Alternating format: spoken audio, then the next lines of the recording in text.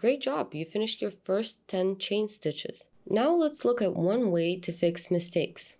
It's called frogging because undoing stitches sounds a bit like a frog.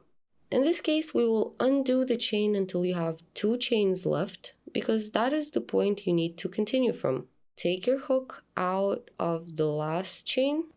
Now find the last stitch you want to keep. In this case, it's the second chain stitch. Then insert your hook into the next stitch, which is the third chain. Now grab the hook with the opposite hand.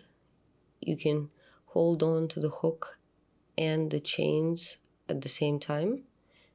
Then grab the working yarn and pull until you reach the hook. And now you should only have 2 chain stitches and a working loop left. Now set your yarn back into the working position and move on to the next step to crochet your first round of stitches.